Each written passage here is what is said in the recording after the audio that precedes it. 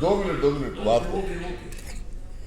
السلام علیکم مطیع اللہ جان، M J T V. ہم موجود ہیں سابق وزیر اعظم شاہد خاقان عباسی کے ساتھ، اور کچھ ہی دیر پہلے سینٹ میں جو واقعہ ہوا، کیمرے پکڑے گئے اس پولنگ بوتھ کے اندر سے بھی اور ارد گرد سے بھی، جہاں پہ معزز سینیٹر حضرات نے اپنے خفیہ ووٹ کے ذریعے سینٹ کا چیئرمین اور ڈپٹی چیئرمین کو منتخب کرنا تھا. شاہد خاقان عباسی صاحب جو ہیں وہ یہاں بیٹھے ہیں اور اپوزیشن لیڈر کے کمرہ میں پارلیمنٹ ہاؤس کے اندر ہی، اور یہاں پہ یہ اسکرین پہ سینٹ کی تمام کارروائی دیکھ رہے تھے. شاہد خاقان عباسی صاحب، یہ کیمرز جو ہیں یہ سیاستدانوں کے کن کن زاویوں پہ اور جگہوں پہ لگائے ہوتے ہیں، اور یہ آج جو سینٹ میں ہوا ہے، کبھی تاریخ میں ایسا ہوا ہے؟ نہیں، یہ پہلا ہی موقع ہے. حالانکہ کچھ خبریں تھیں کہ جو قومی اسمبلی میں سینٹ کا انتخاب ہوا تھا اس میں بھی کیمرے لگے ہوئے تھے. مجھے یہ حکومت کے 3-4 اراکین نے بتایا ہے کہ وہاں پر ایک کیمرہ لگا ہوا تھا جس کے سامنے ان کو اپنا ووٹ ایسے کر کے دکھانا پڑتا تھا. لیکن یہاں تو جو کیمرے لگے ہیں ان کی نوعیت جو ہے اور کس نے لگوائے ہیں، کیونکہ آج صبح تک جو شخص الیکشن لڑ رہا ہے چیئرمین سینٹ کا، وہی چیئرمین سینٹ تھا. یہ پورا ادارہ اس کے کنٹرول میں تھا. سیکرٹری بھی وہاں پر موجود ہیں سینٹ کے، پورا سٹاف موجود ہے. ان کو جواب دہ ہونا پڑے گا کہ یہ کام کیا کس نے ہے. یہ کام خود تو نہیں ہو جاتے. اور اس پھر جو سینٹ کا یہ سارا علاقہ ہے، اس کے اندر دوسرے CCTV کیمراز بھی لگے ہوئے ہیں. تو جب یہ کارروائی کی جا رہی تھی تو یقیناً اس کی فوٹیج ہونی چاہیے کہ جب یہ لوگ کیمرے لگا رہے تھے یا جو بھی کام کر رہے تھے اس کی فوٹیج بھی ہونی چاہیے. تو اب وہ ایک تفتیش کی بات کر رہے ہیں. یہاں تفتیش کی بات نہیں ہے. پہلے تو سب کو سسپینڈ ہونا چاہیے جو لوگ اس کے ذمہ دار ہیں. اب تو جو آدمی الیکشن لڑ رہا ہے وہ خود اس کے بارے میں شک اور شبہ پیدا ہو گیا کہ وہ جیتنے کے لیے یہ سارے کام کر رہے ہیں. صادق سنجرانی صاحب، اب یہ بتائیں کہ یہ بھی کہا جا رہا ہے کہ وہاں مائکرو فون بھی وہاں سے نکلا ہے، اور آپ کہہ رہے ہیں کہ صادق سنجرانی صاحب اس کے ذمہ دار ہیں. تو پھر یہ جو آپ نے کہا نیشنل اسمبلی میں الیکشنز ہوئے ہیں، تو کیا وہ نیشنل اسمبلی میں الیکشنز جس مقصد کے لیے کیمرے لگائے گئے تھے مبینہ طور پہ، کیا وہ مقصد حاصل ہوا کیمرے لگانے والوں کو؟ دیکھیں، یہ اس کا اسپیکر صاحب جواب دیں، اسمبلی کے سیکرٹری صاحب جواب دیں. لیکن نیشنل اسمبلی میں تو الیکشن کمیشن کا بھی رول تھا نا. نہیں، الیکشن کمیشن تو صرف اس کو استعمال کرتا ہے اس دن کے لیے. کنٹرول تو سارا ایڈمنسٹریٹو کنٹرول سارا اسپیکر کے پاس ہوتا ہے، سیکرٹری نیشنل اسمبلی کے پاس ہوتا ہے. اور وہاں پر الیکشن کمیشن تو اگر کیمرے نہیں لگائے گا نا، اس کا تو کوئی مقصد نہیں ہے کیمرے لگانے کا. لیکن ان کو انشور کرنا تو کیا ہے، الیکشن کمیشن کی ڈیوٹی نہیں تھی اگر نیشنل اسمبلی میں ایسی بات ہوئی ہے؟ جی وہ نہیں کر سکے. یہاں پر تو یہ الیکشن کمیشن نہیں کروا رہا، تو سینٹ خود کروا رہا ہے. یہاں پہ تو واضح ہے اور نکلے بھی ہیں کیمرے. جی تو یہ بدقسمتی ہے کہ ہم ایک الیکشن جس میں سینیٹرز نے ووٹ کرنا ہے اور 100 کے قریب آدمی ہیں، وہ الیکشن بھی ہم فیئر نہیں کروا سکتے. تو آپ کے خیال میں یہ کیمرے کس نے لگوائے ہوں گے؟ ویسے تو صادق سنجرانی صاحب پہ آپ الزام لگا رہے ہیں، مگر آپ سمجھتے ہیں واقعی صادق سنجرانی صاحب ذاتی طور پہ اتنا بڑا کام کر سکتے تھے اس عہدے کے لیے کہ جس عہدے پہ بیٹھ کے وہ یہ کام کر رہے ہیں؟ دیکھیں، سب سے جب بھی کوئی ایسی بات ہوتی ہے، کوئی جرم ہوتا ہے، تو پہلی بات یہ دیکھی جاتی ہے کہ اس کا بینیفیشری کون ہے، فائدہ کس کو ملے گا. تو فائدہ تو صادق سنجرانی صاحب کو مل رہا ہے، پھر حکومت کو مل رہا ہے. یہ کیمرہ عام آدمی تو لگا نہیں سکتا، ایجنسیاں ہی لگاتی ہیں. ایجنسیاں بھی ساری حکومت کے کنٹرول میں ہیں. تو بڑی واضح بات ہے کہ یہ سب کام حکومت یہ کر رہی ہے.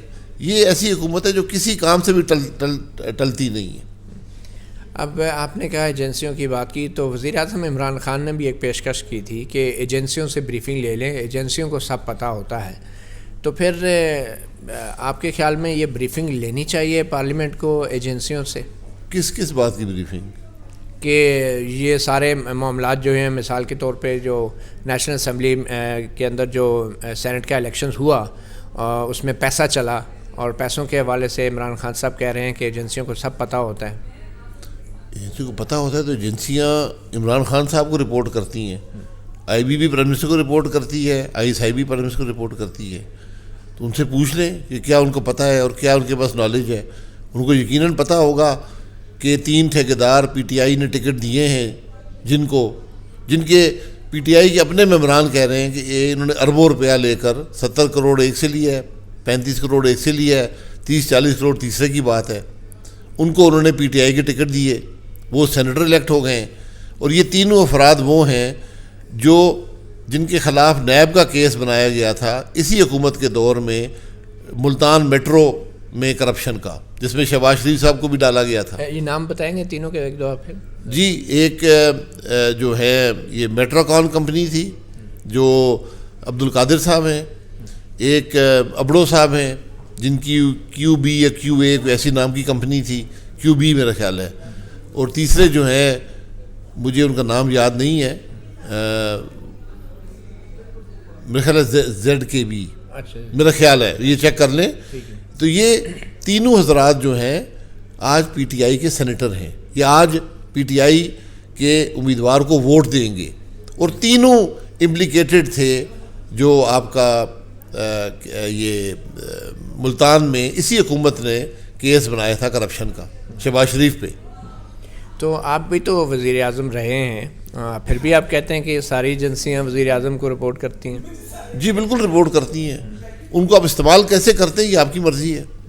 یعنی جو آئی ایس آئی ہے اس کا بنیادی کام جو ملک کو باہر سے تھریٹس ہیں ان پر نظر رکھنا ہے, جو آئی بی ہے ملک کے اندر جو تھریٹس ہیں ان پر نظر رکھنا ہے.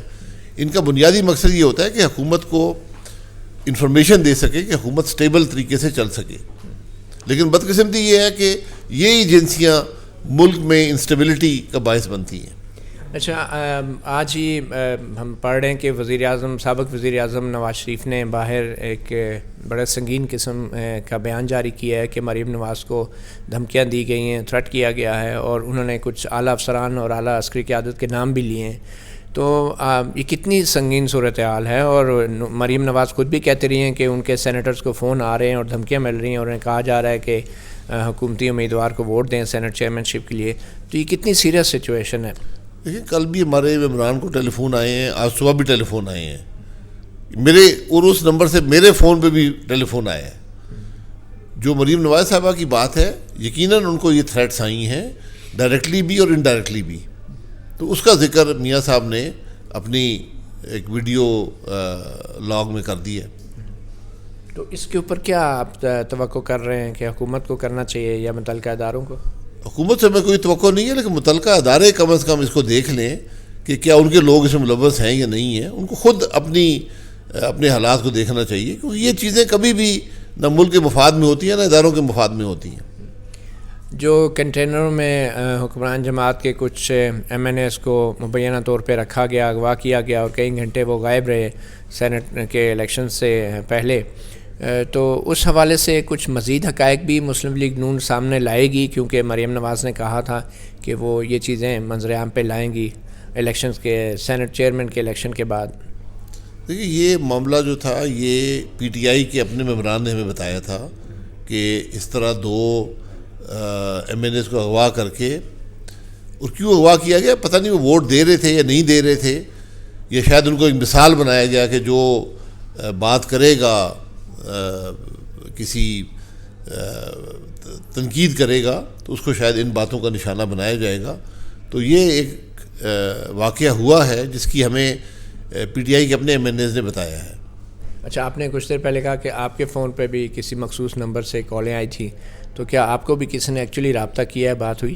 نہیں, کیونکہ ہمارے ایک سینیٹر نے ہمیں میسج بھیجا ہے کہ مجھے صبح 8:03 پہ کال آئی, اور اس نمبر سے آج جی آج, اور اسی نمبر سے میرے ٹیلی فون پر بھی مس کال آئی, 3 مس کالز آئی ہوئی ہیں. ایک اسی وقت 7:49 پہ, ایک کوئی 9 بجے 9:30 بجے. تو اس کو انہوں نے بات کی تو ان سے کہا گیا کہ آپ آج کس کو ووٹ دے رہے ہیں, صادق سنجانی صاحب ہمارے امیدوار ہیں, ان کو ووٹ دیں.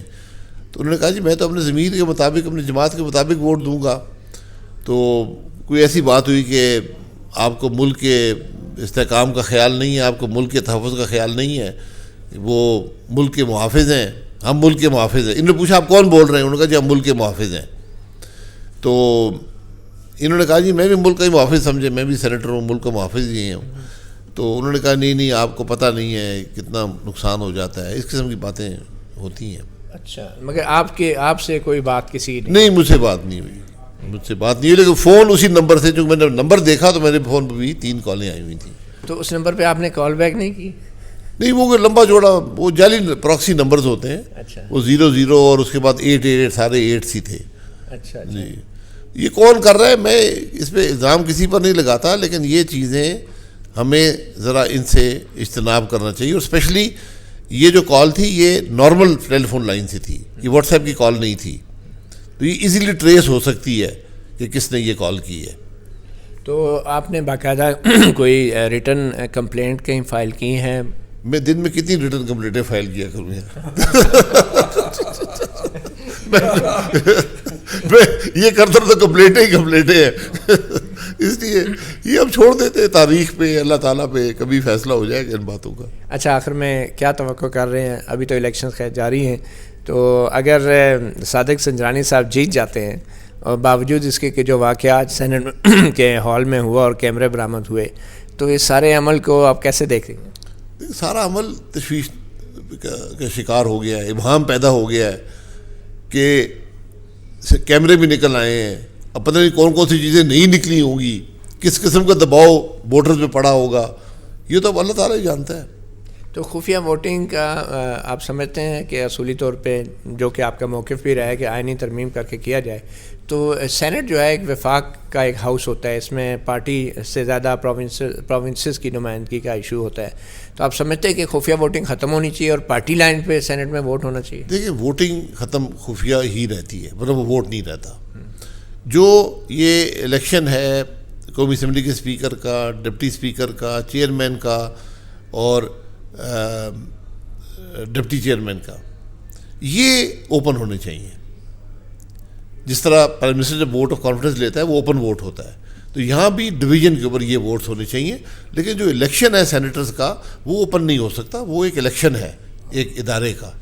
یہ تو آپ ایک وہ ادارہ اپنا ایک چیئرمین منتخب کر رہا ہے, اس میں تو آپ کو اوپن رکھنا چاہیے جس طرح پرائم منسٹر کا ہوتا ہے. میں اس پہ جب بھی آپ نے آئین میں تبدیلی کرنی ہو ایک کمیٹی بنائی جاتی ہے, وہ کمیٹی اس میں سب جماعتیں شامل ہوتی ہیں, وہاں سے بہتر رائے نکل آتی ہے. یعنی اگر آپ مجھ سے پوچھتے ہیں تو اس کا بڑا آسان حل ہے کہ جس طرح ویمنز کی سیٹس ہیں, جو جتنی آپ کی شرح ہے سیٹوں کی اتنی سیٹیں آپ کو مل جاتی ہیں, آپ امیدوار دے دیتے ہیں. اسی طرح اگر آپ نے سینیٹر منتخب کرنے ہیں, جتنی سیٹیں ہیں جس جماعت کی اس کے مطابق ان کو مل جائیں سیٹیں, کوئی بات نہیں ہے. لیکن جو کانسیپٹ ہے سینٹ کا وہ تو ہاؤس آف فیڈریشن ہے, اس میں سیاسی جماعتوں کا تو اتنا رول نہیں ہونا چاہیے, اور ویسے بھی سینٹ کے اختیارات کو آئین کے اندر جو رکھا گیا ہے اس لیے مختلف رکھا گیا اور بلکہ کم رکھا گیا ہے کہ وہ ایک سمبولک ایک ہاؤس ہے, نہ کہ امپاورڈ یا کوئی اختیارات والا ادارہ. نہیں بالکل امپاورڈ ہیں. اب ان کا بجٹ میں بھی ان کا ایک رول ہے, ان کا پی ایس سی میں بھی رول ہے, لیجسلیشن ساری وہاں سے اپروو ہوتی ہے, تو یہ کوئی پاور لیس ہاؤس نہیں ہے. اور وہ یقیناً صوبوں کی پروٹیکشن کرتا ہے کیونکہ یہاں پر تمام صوبوں کی برابر نمائندگی ہے. لیکن الیکٹ جو لوگ ہوتے ہیں وہ سیاسی لوگ ہی ہوتے ہیں, وہ سیاسی پروسیس سے ہوتے ہیں اور وہ جماعتوں کے ووٹوں سے آتے ہیں. تو میں یہ کہہ رہا ہوں کہ جس طرح اگر آج کے پی میں 100 سیٹیں تھیں اور 40 پی ٹی آئی کی پاس تھی, 40% ان کو مل جاتے ہیں. اس کا یہ نظام بہتر ہوگا اس نظام سے جو آج ہے. لیکن آپ اگر ووٹنگ کرائیں گے تو ووٹنگ کی بنیاد ہی سیکریسی ہوتی ہے, اس کو آپ ڈینائی نہیں کر سکتے. ٹھیک ہے, فی الحال تو جو سسٹم ہے اسی کو آگے چلایا جا سکتا ہے, اور اب تو سپریم کورٹ سے بھی جواب آ گیا ہے. نہیں دیکھیں فی الحال تو آئین جو ہے وہ آئین کے مطابق ہی ہوگا نا. تو اس کے بعد, اور یہ میں پھر گزارش کر دوں, یہ تمام معاملات یہ خرابیاں 99 تک دور ہو گئی تھیں.